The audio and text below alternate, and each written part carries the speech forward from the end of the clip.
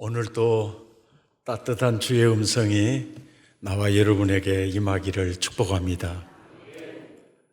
요한계시록 문맥을 따라 가다 보면 무천년설 해석을 받아들일 수밖에 없습니다. 초림으로 성취된 하나님의 나라, 즉 교회 시대가 천년 동안 그리스도와 더불어 왕노릇하는 시기라는 사실을 깨닫게 됩니다. 베드로는 우리 신분에 대하여 이렇게 말합니다. 베드로전서 2장 9절에 너는 왕이다, 또 너는 제사장이다. 이것을 합쳐서 왕 같은 제사장이다. 고린도전서 4장 8절에서 아주 독특한 메시지를 주고 있어요. 고린도 교인들이 배부르며 또 이미 풍성하였어요.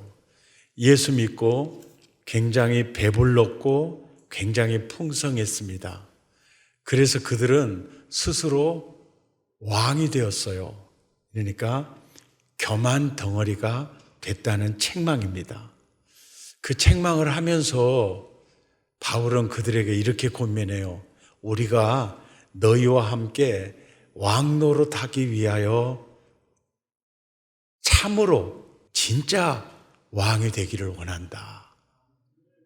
아멘입니까? 그러니까 교만 덩어리가 된 그들을 책망하면서 우리는 그리스도와 더불어 왕노릇하기 위하여 거짓 왕이 아니고 그런 교만 덩어리 왕이 아니고 진짜 왕이 되기를 원한다. 진짜 복음에 합당한 그 나라 누리며 살기를 원한다. 이렇게 말씀하고 있습니다. 예수님의 초림과 재림 사이 교회 시대가 그리스도와 더불어 천년 동안 왕노릇하는 시기라는 사실을 꼭 기억하시기를 바랍니다. 이것을 무천년설이라고 하는데요. 나만 이렇게 깨달은 것인가? 저는 사실 역사적 전천년설주의자거든요. 그러니까 예수 재림 후에 그리스도와 더불어 천년왕국이 펼쳐진다고 믿었던 사람인데 성경을 보고 이렇게 계시록을 깨닫고 보니까 지금이 그리스도와 더불어 왕노릇하는 하나님의 나라인데 라는 생각이 들면서 현재 청년 왕복설을 믿게 된 거죠. 그래서 무천년설을 이제 믿게 된 거죠. 그리고 이제 여러 문헌들을 봤더니 루터도 초림과 재림 사이를 천년 왕국 시대로 봤어요. 그리고 칼빈도 초림과 재림 사이를 천년 왕국 시대로 봤습니다. 네덜란드를 일으켰던 신학자의 정치가인 아브라함 카이퍼도 바로 교회 시대를 오늘의 천년 왕국 시대로 봤어요. 그리고 박영용 박사님에게 영향을 많이 미쳤던 조직신학자 볼코프도 바로 초림과 재림 사이 지금을 그리스도와 더불어 천년 동안 왕노릇하는 시기로 봤습니다. 저도 박영용 박사님, 박윤선 목사님의 그 가르침에 있어서 역사적 전천년설주의자, 그러니까 예수 재림 후에 천년 왕국 전에 예수 재림하시고 재림으로 그리스도와 더불어 천년 동안 왕노릇하는 천년 왕국이 열린다. 저도 그렇게 믿어왔거든요. 그래서 총신과 합신이 나눠지면서 박윤선 박사님이 이제 합신으로 가게 됐고 그 목사님을 따라간 우리 친구 조봉유 목사님이 있어요.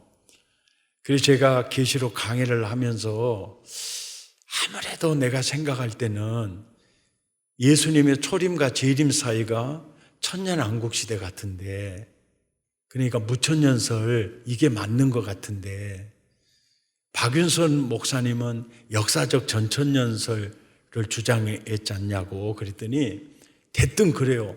백 목사님, 아니요. 뭐가 아니에요? 박윤선 목사님도 나중에 무천년설로 갔어. 왜? 자기가 성경을 깨달아 보니까 바로 지금이 그리스도와 더불어 1000년 동안 왕노릇하는 시대구나. 이렇게 갔어. 그렇게 얘기를 하더라고요. 그래서 이 성경을 보고 보니까 지금 같은데, 근데 그 어르신들도 나하고 비슷하게 그렇게 갔구나.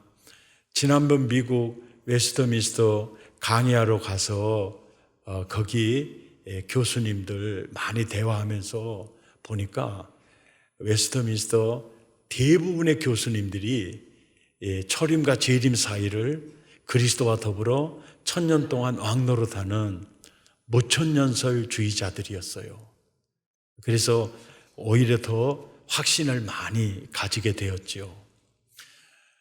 지금까지 그리스도와 더불어 1000년 동안 왕노릇하리라, 이 말씀을 오늘 연거푸 3번째 전하는데, 지금까지는 본문 속에 들어가 보지 않았잖아요. 오늘부터 이제 들어가게 됩니다. 본문 속에 들어가는데 1절에서 3절을 보면 특징적인 단어가 뭐냐면 무저갱이라는 단어예요. 무저갱의 열쇠와 큰 쇠사슬을 그의 손에 가지고 하늘로부터 내려와서 용을 잡으니 이 뱀이요 마귀요 사탄이라 잡아서 1000년 동안 결박하여 무저갱에 던져 넣어 잠갔다. 이제 무저갱의 의미요. 무저갱이 뭐냐? 헬라어로 무저갱은 아비소스라는 이 단어인데, 이 단어의 뜻은요, 저가 없다는 거예요. 그래서 밑빠진, 무한한 심연, 이것을 무저갱, 측정할 수 없는 아주 깊음을 상징을 해요. 히브리어로 이 아비소스와 가장 가까운 단어가 히브리어로 창세기 1장 2절에 깊음이라는 단어예요. 깊음. 보세요. 아비소스도 깊음의 뜻이 있잖아요.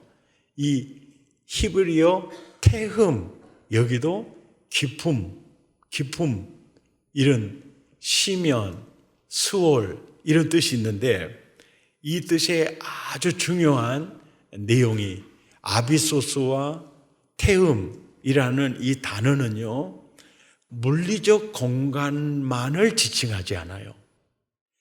주로 이 단어는 물리적 공간을 지칭하는 단어가 아니에요. 그럼 무슨 단어냐면, 이 아비소스, 이 태음은 제약된 상태, 결박된 상태를 지칭하는 단어예요. 그러니까 억류된 곳, 결박된 곳을 지칭할 때 태흠, 또 아비소스라는 단어를 써요. 그러니까 어떤 공간적, 물리적 공간보다는 억류된 상태를 드러내는 단어입니다. 그러니까 무저갱에 넣어 잠갔다, 이게 뭡니까? 사탄의 결박을 상징하는 거예요. 사탄을 결박된 상태를 지칭할 때 무저갱이라는 단어를 쓰고 있다는 겁니다. 이 부분을 해석하는 데 있어서요, 이 초림과 재림 사이가 그리스도와 더불어 1000년 동안 왕노릇하는 왕국 시대다, 이렇게 주장하는 이들은요, 무저갱에 넣어 잠갔다, 그러니까 사탄을 결박했다, 이 개념을 어떻게 해석을 하느냐면요, 마태복음 12장 28절을 들어서 이렇게 해석을 해요. 어떻게 해석합니까? 성령을 힘입어 귀신을 쫓아내는 것 하고요, 그 다음에 하나님의 나라가 이미 너희에게 임하였느니라가 뗄 수 없는 내용을 말하는 겁니다. 그러니까 귀신을 결박하지 않고 귀신을 쫓아내지 않고 하나님의 나라가 임할 수가 없어요. 그러니까 하나님의 나라가 임했다는 것은 이미 귀신이 억류된 상태라 이 뜻이에요. 그러니까 나에게 이미 하나님의 나라가 임했다면 나를 억류하고 있는 사탄이 결박된 무적행 상태라는 뜻이에요. 예.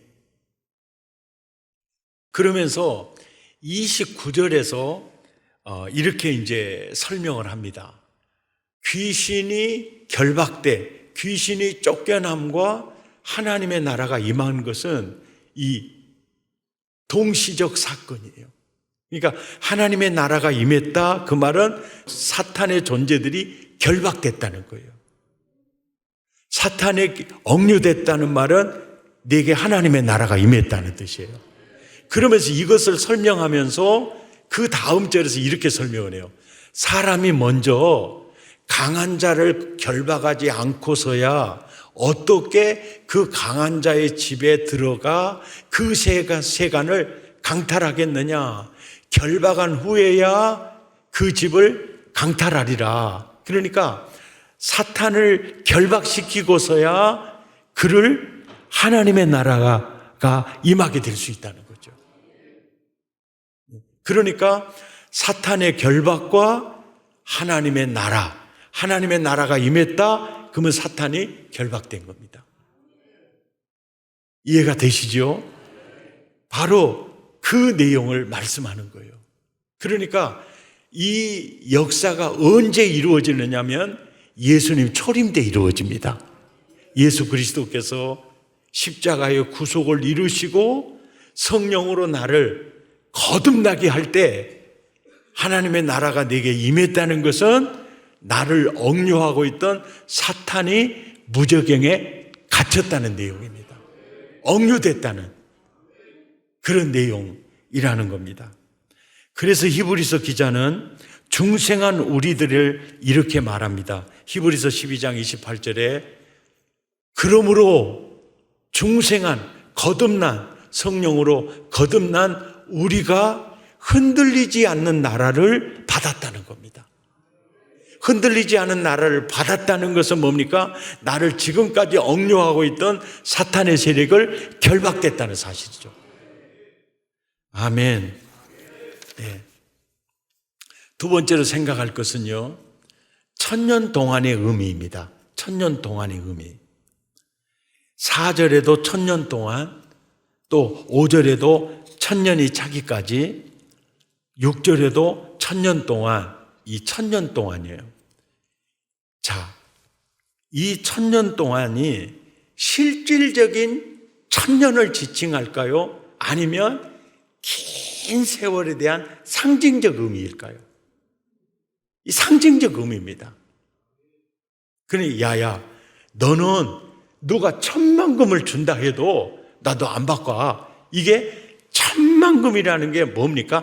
딱 1000만금이 아니고 그만큼의 안 바꾼다는 거예요. 그러니까 1000년 동안 이건 딱 두부모처럼 딱 끊어서 1000년이 아니고 굉장히 긴 시간을 표현한다는 거죠. 예. 야, 너 심리도 못 가서 발병 난다. 그 말은 딱 심리도 못 간다는 말입니까? 백리 천리도 갈 수가 있겠죠. 이런 상징적 단어라는 거죠. 천년은 상징적 단어.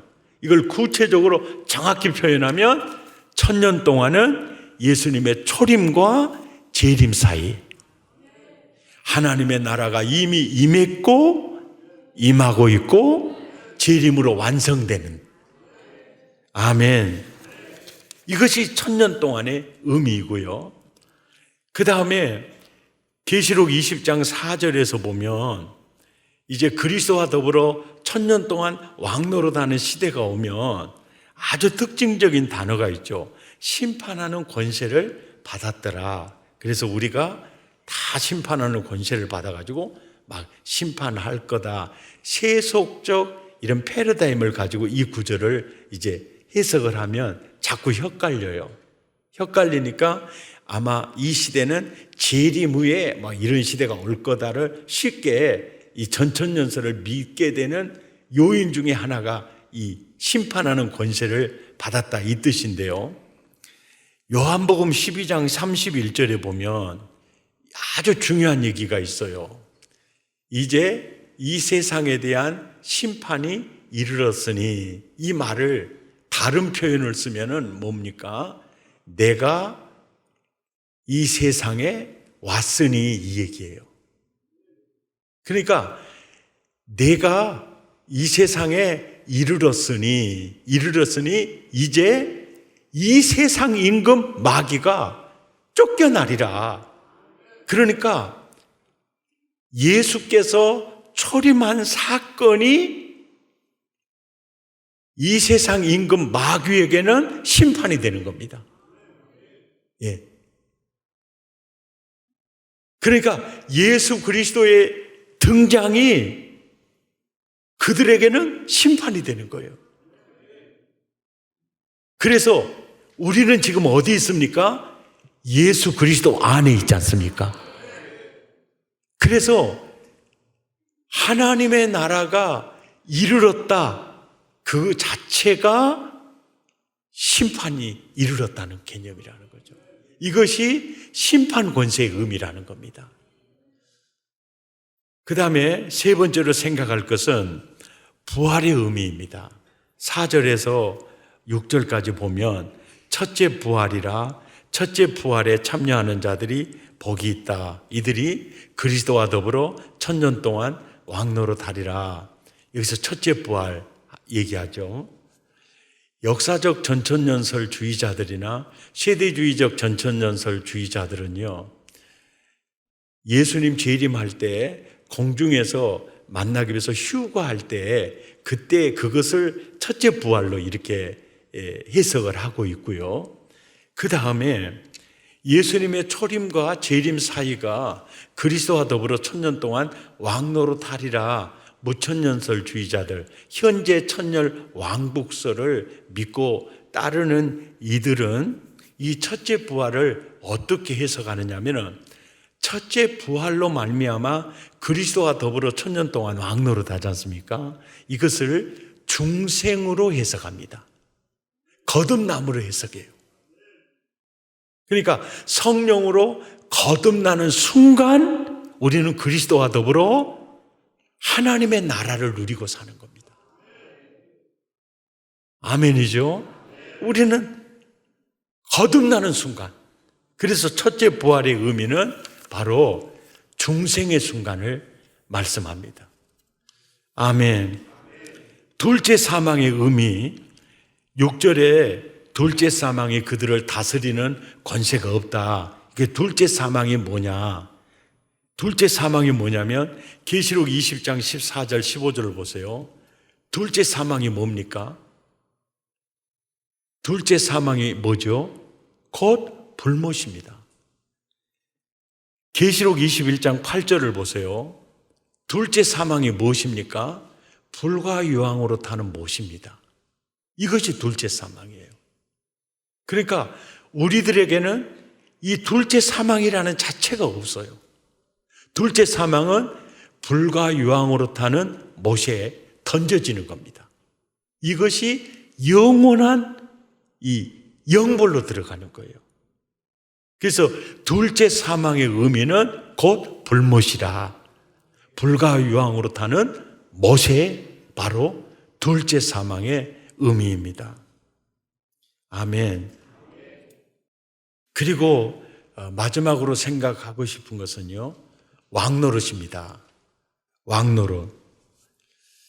계시록 20장 4절 왕노릇하니, 또 6절에도 왕노릇에 왕노릇한다 나오죠. 그러니까 많은 사람들이 생각을 할 때, 야, 왕노릇하는 시대가 와, 왕노릇하는 시대가 와. 그러니까 야, 그 왕노릇하는 시대가 오니까 아마 예수님 재림 후에 아마 천년왕국이 이루어져서 아마 그때 그렇게 될 건가 봐 라고 역사적 전천연설이나 세대주의적 전천연설을 그냥 쉽게 믿어요. 아, 예수 재림하면 우리가 모두가 왕노릇하는 이제 그런 시대가 이제 온다라고 미래적 천년왕국을 주로 믿게 되죠. 믿게 되죠.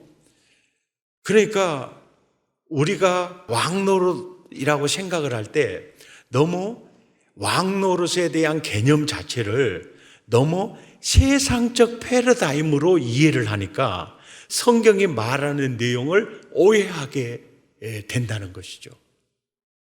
예. 성경이 그리스도와 더불어 1000년 동안 왕노릇하리라. 지금 예수님이 말씀하시는 왕노릇의 개념하고 우리가 생각하는 왕노릇의 개념이 많이 다르다는 거예요. 예. 이거에 대한 그 오해 때문에 오히려 예수님 재림 후에 아마 천년왕국이 이루어질 거다라고 이렇게 쉽게 믿는 거예요. 막 왕노릇하고 심판 권세 뭐 이런 개념을 이해를 못하니까 예수님이 어떤 의도를 가지고 왕노릇을 얘기하고 심판하는 권세를 얘기하는지 그것을 이해를 못하니까 우리는 아마 예수 재림하면 미래에 이렇게 될 거야 라고 그렇게 믿고 있다는 거죠. 근데 이 왕노릇의 의미요, 이 왕노릇의 의미, 이것을 좀 우리가 예수님이 어떤 의도로 어떤 뜻으로 왕노릇의 개념을 말씀하셨을까 우리가 한번 묵상해 볼 필요가 있어요. 보십시오. 예수님이 우리에게 말씀해요. 야, 그리스도와 더불어 너 왕노릇해라, 왕노릇해라. 이렇게 예수님이 말씀하실 때 그 왕은요, 백성의 고려를 짜내어서 호강호위하는 왕노릇을 예수님이 말씀하셨을까요? 그게 아니에요. 우리가 예수님이 그리스도와 더불어 1000년 동안 왕노릇하리라 이렇게 말씀하셨을 때 그 왕은 백성의 그 피와 살을 짜내가지고 그냥 호강하는 왕노릇에 대한 개념이 아니에요. 북한의 인민들은 굉장히 어렵게 살죠. 그러나 자기는 백마 타고 살죠. 또 스키 타고 살죠. 그리고 고급 양주 마시고 살죠. 그런 김정은이 스타일의 왕노릇일까? 이런 생각을 해볼 필요가 있어요. 우리 지금 현재 왕들이 세계에 많죠. 왕들이 굉장히 많이 있는데 지난번에 독일 메르켈 총리가 이제 은퇴를 했어요. 은퇴할 때 긍정적 지지도가 75%예요. 그런데 그 총리는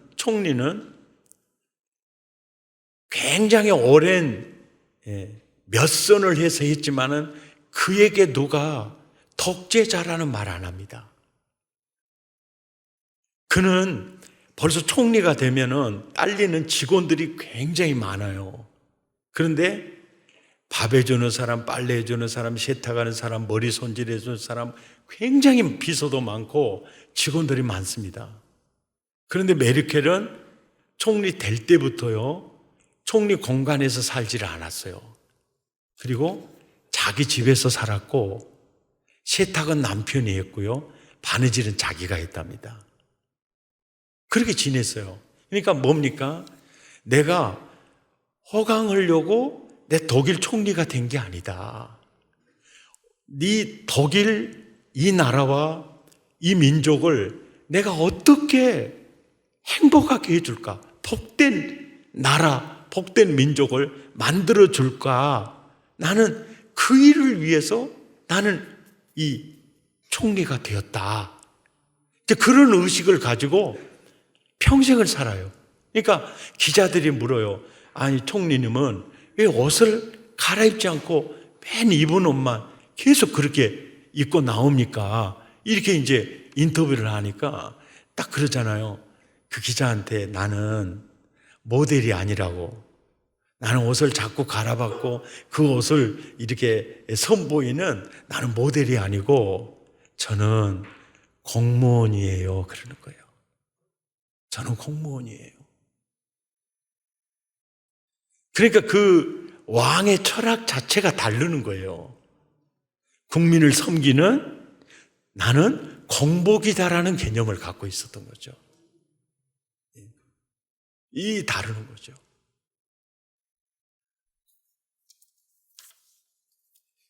예수님은 왕 노릇을 어떻게 하셨나 이제 그걸 살펴봐요. 예수님은 만왕의 왕입니다. 왕 중에 왕이에요. 그리고 마태복음은 바로 왕의 복음입니다. 왕 대신 예수님을 드러내는 책이 마태복음이에요. 그런데 마태복음 20장 28절에 이렇게 얘기해요.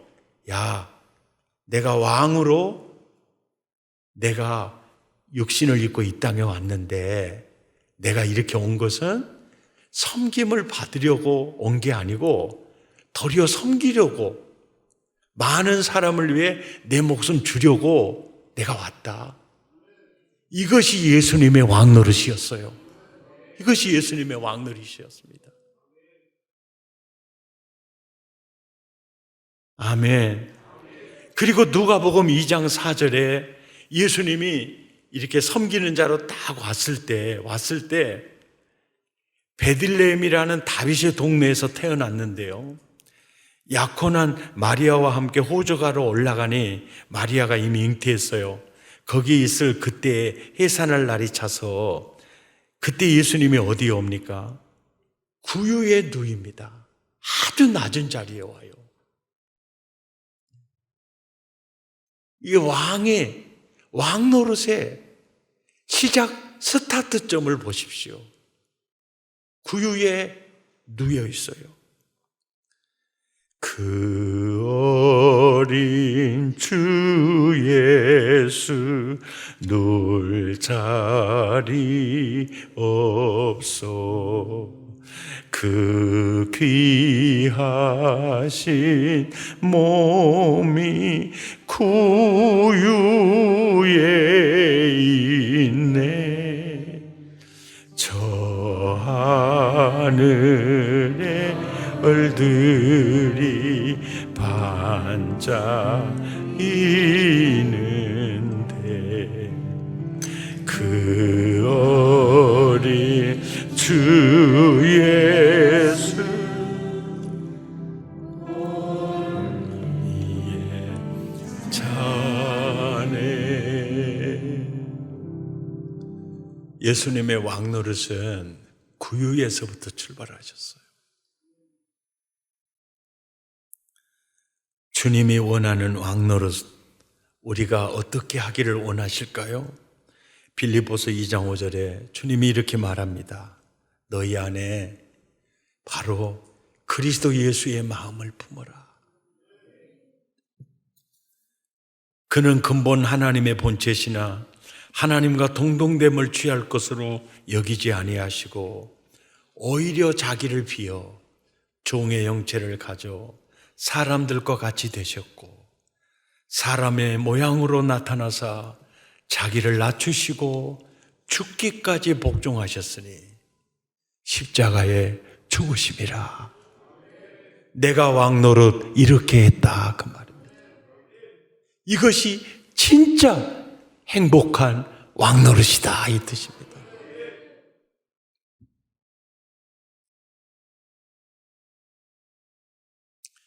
세종대왕의 이 왕철학이요.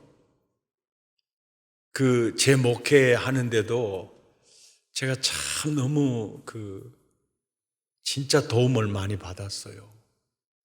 세종대왕의 그 왕철학. 임금, 왕과 신하들의 군주는 진짜 임금은 백성들이다. 임금과 신하의 군주는 백성이요. 백성의 군주는 자기가 아니에요. 새끼밥이다. 새끼밥이다. 새끼밥이다. 그러니까 세종이 생각할 때 나는 우리 백성들 새끼밥, 그 새끼밥 책임져 주는 자다. 그때 너무 대부분 이제 먹고 살기 힘든 시절이 새끼밥이요. 그러니까 임금과 신하의 군주는 백성이요, 백성의 군주는 새끼밥이니 나의 사명은 우리 백성들의 새끼밥 챙겨주는 것이다.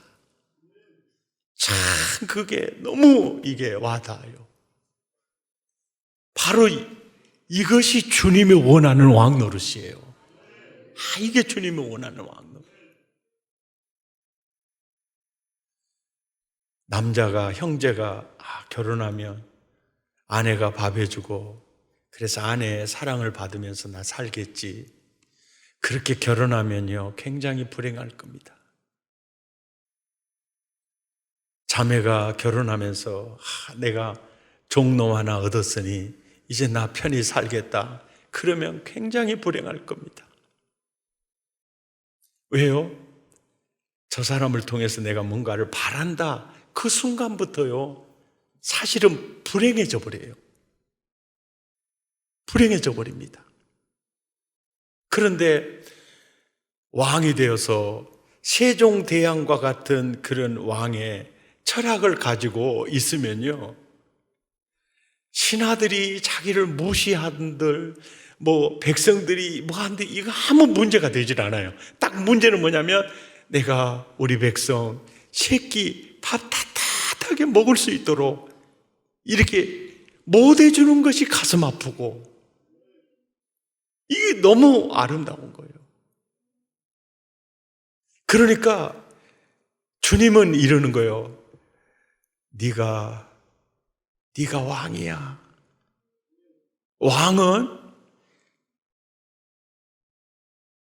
왕은요 자기 먹을 것, 자기 입을 것으로 만족한 사람이 아닙니다. 왕은 항상 나라를 생각하고 민족을 생각하는 거예요. 이것이 주님이 말씀하시는 왕노릇의 개념입니다. 왕노릇. 네가 이 나라 먹여 살려야 할 네가 왕노릇 해야 된다. 이 개념이에요. 이 개념. 아멘입니까? 이 개념입니다. 이 개념. 아주 군림하고 백성의 고유를 빼내어서 호강호위하는 왕노릇이 아니에요. 주님이 그 얘기 아닙니다. 너 먹고 너 살 거 걱정 없다고 너 끝나는 게 아니다. 너는 왕의 사명이다. 아멘이죠.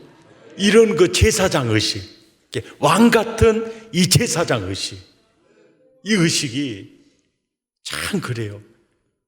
그래서 사실은 마태복음 23장 12절에요. 누구든지 자기를 높이는 자는 굉장히 낮아집니다. 낮추는 자는 높아져요. 세종대왕처럼 백성을 왕으로 섬기는 그 사람이 지금까지도 그분이 존경을 받으시잖아요. 만왕의 왕 되신 그분이 십자가에까지 자신을 낮추신 것 때문에 끊임없이 높아지는 그 심령에 천국이 있어요. 아멘입니까? 그 심령에 천국이 있습니다. 예. 주라 그리하면 누르고 흔들어 넘치도록 하여 너희에게 안겨주리라. 그래 주는 거예요. 사랑을 주고 모든 걸 이렇게 베풀고 그 사람이 진짜 천국을 사는 겁니다. 승리하십시다. 아멘입니까? 예, 진짜 이 왕노릇. 그리스도와 더불어 왕노릇 하리라. 이럴 때 주님 왕노릇을 제가 어떻게 할까요? 나같이 하면 돼. 그 얘기를 하는 거예요. 왕도 폭군도 있고 또 신하들에게 시달리다가 사라지는 왕도 있지만 진짜 백성을 먹여 살리기 위해서 예수는 바로 네가 그 왕, 그 제사장이 바로 너의 사명이다. 이것이 오늘 우리에게 주시는 말씀입니다. 함께 찬양하십시다.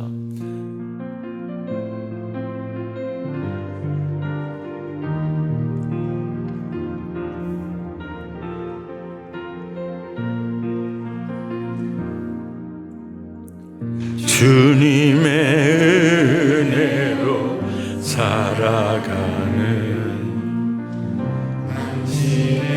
모습이 참 아름다워요. 주님의 사랑 나누어주는 당신의 모습이 너무 아름다워요. 하나님을 감동시키고 세상을 변화시키니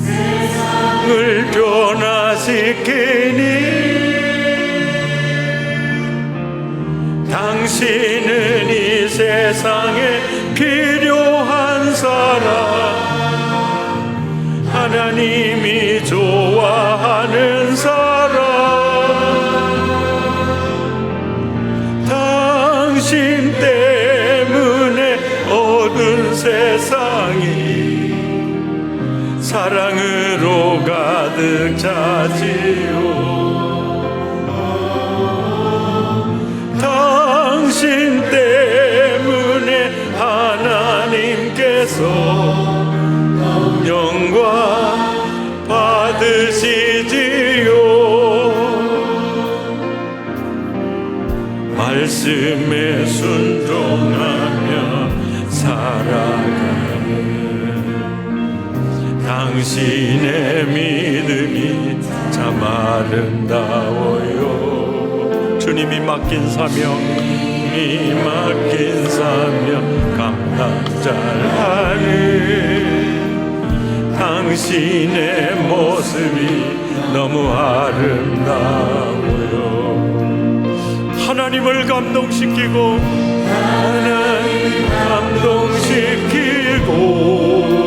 세상을 변화시키니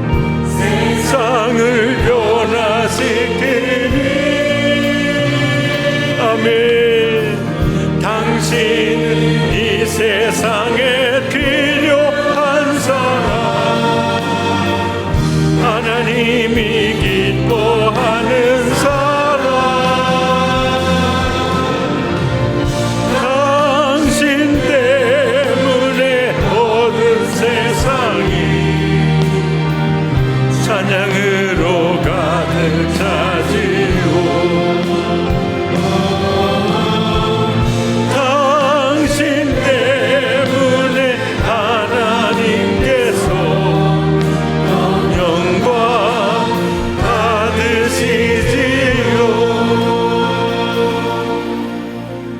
우리 두 주먹을 불끈 쥐고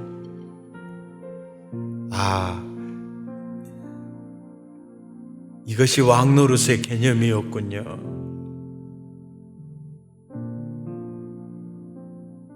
네가 왕이다. 네가 제사장이다. 제가 왕노릇 어떻게 하면 좋아요? 주님은 그럽니다. 나처럼 하면 돼. 나처럼.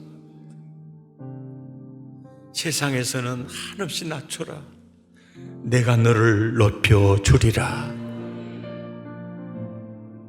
하나님을 감동시키고 세상을 변화시키는 왕노릇하기 원합니다. 우리 마음을 토하고 입술을 열어 함께 기도합니다. 고마우신 하나님, 하나님을 감동시키고 세상을 변화시키는 왕 대신 예수님 그 닮은 왕이 되기 원합니다. 왕 대신 그 예수님 닮은 왕이 되기 원합니다. 주님, 그 왕이 되기 원합니다.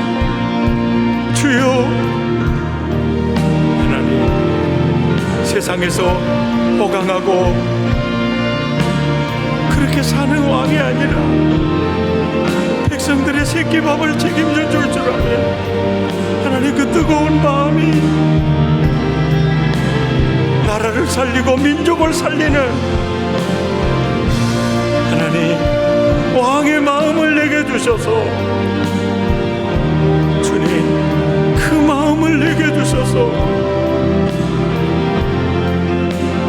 아버지 하나님을 감동시키고 세상을 변화시키는 주님